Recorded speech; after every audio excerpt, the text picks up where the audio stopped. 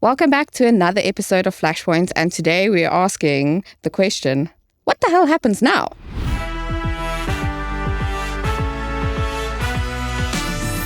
Joining us as always is Shane, CEO of Gulfstream Energy. So Shane, my first question for you today is the price going up or down? It depends. Oh my. It depends on whether we're talking about ULP 95, 93, or whether we're talking about what we call D50. So as at the 25th of May, the unit over recovery on ULP is standing at R1.67 per litre. But the average is only at 12 cents. So if you consider that, you would expect a decrease in petrol. However, if you factor in the fuel subsidy, which government has announced that they'll be reducing by 50%, and you factor in that R1.50 component, which is equal to 50%, you find that you're probably going to have a price increase on petrol. Yeah. Probably something around R1.40 to R1.60 a litre. Okay, and on the diesel side? On the diesel side, I think what everybody wants to know is, are we going to see another big diesel price increase? Absolutely. Like we saw last month and the month before. The good news is it's highly unlikely. Wonderful. Right? The likelihood is that there's going to be a decrease in diesel. When you look at the numbers, the unit over recovery is something like R7.40 a litre. That's massive. It is massive. And mostly because the rand remains reasonably strong to the dollar and because the oil price has dropped from levels that we've seen before. But the average is at around R4.43, which would indicate that we'd have a decrease somewhere around R4.40. Okay. But again, the fuel subsidy, 50% of that's falling away. So you have to factor in that R1.97, which equates to 50%. So that means you're probably still going to have a diesel price decrease, but it's probably on that basis going to be closer to about R2.80 to about R3.20 a litre. I think that's still some much needed relief just nationwide. Absolutely. And then if we think about any other factors that are impacting the current scenario that we're seeing out there. Actually, and unfortunately, there are a few, which is why I'm using words like likely. Okay. So there's a couple of things. I mean, over recoveries and under recoveries point us in the right direction. And it was really helpful that government told us up front what's going to happen with the fuel subsidies, 50% reduction into June, and then they fall away into July. But we also have this thing called the slate levy, which was introduced, I think, last month at somewhere around R1.22 a litre, which is to help importers sort of recover on the price in simple terms.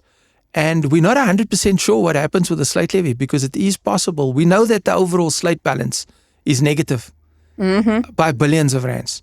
And so somehow that needs to be recovered. Yeah, someone needs to get paid. So it's highly likely that we're going to have a scenario. Well, there's a likelihood that the slate levy will continue to be there and potentially also increase, which obviously will reduce whatever decrease we are expecting on diesel and increase whatever increase we are expecting on petrol. So the slate levy needs to be looked at. The other thing that needs to be looked at here is the zone differential. Now, in simple terms, the zone differential is the difference in the price we pay, for example, for petrol at the coast versus inland. Most people understand that Gauteng is a different zone to Durban, right? Durban we refer to as 100% as zone 1A and Gauteng would be 9C. And that zone differential is there. It's built into the price and it's there to pay for secondary transport. So, you know, the BFP formula factors in fuel being brought to the coast. But if the fuel is moved inland, there's a secondary transport differential that's added, which we call the zone differential. So the zone differential currently does not cover the actual transport cost of moving fuel from a place like Durban to Johannesburg. Ooh, so if government looks at that, only one thing happens there. An increase in the zone differential leads to an increase in the fuel price. So there are a few factors. So if we can go through them again, just in summary. Number one, you have the under and over recoveries. Number two, you have the fuel subsidy. Number three, you have the slate levy. And number four, you have this thing of zone differential, which could come into play at some stage. And for that reason, we can't be 100% sure what's going to happen with the fuel price. But I think the great likelihood that most commercial customers or businesses would want to know is what's going to happen. Are we going to see such a big price increase on diesel again? And that's highly, highly unlikely. Our geopolitical events have been more quiet, let's say, of late. So they need to figure that out. But then the other thing that then I'd like to mention is just for the BFP for our viewers. Yes. Go visit our other episodes because we explain the BFP properly there if you're so curious about how I think we did. Yeah, about how we explain how that works. Something else that I think a lot of people have been asking about, and we did also mention it in the previous episodes, what does the reliability of supply look like currently? It's a lot better. But let's face it, it's economically easier to import fuel. We're a net importer of fuel. It's economically easier to import fuel to South Africa in a situation where the unit over recovery, the unit which means yesterday, for example, right? Yes. Is larger than the average.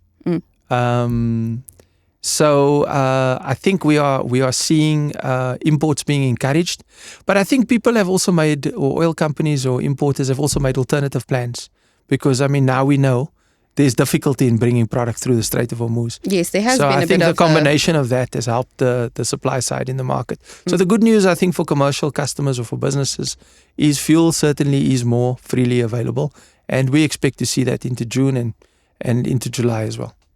That's wonderful news.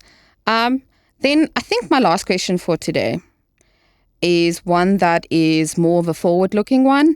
Is there any way we can get back to that lower price environment? A lot of people will automatically assume that we'd like a higher price environment. We in fact do not.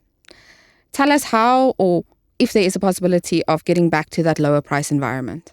There is a possibility. A peace deal needs to be reached between Iran and the US. That's really what's required, because that will see the oil price drop. And when the oil price drops, we'll get into a lower price environment. As it stands at the moment, we have seen oil drop by about 10% over the last few days because there's anticipation of a peace deal between those two nations. But I think, as we've also seen, the reality of the matter is if things go the wrong way, then the situation could get worse.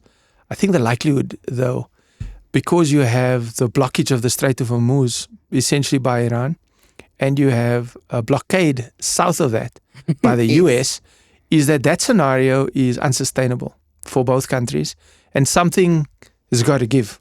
Indeed. And hopefully that something will be a peace deal, and hopefully that will take us to a lower price environment, and hopefully the rand doesn't lose its relative strength and destroy that whole plan, and get us back to lower pricing levels, which will be good for everybody, businesses and South Africans alike. Shane, thank you. I wanted to keep today very short and sweet for our viewers. I think it's very good to hear that we're heading for slightly calmer waters, and we'll be back with some more interesting news in the future then. Thank you for joining us. Thank you, Crystal. Thanks.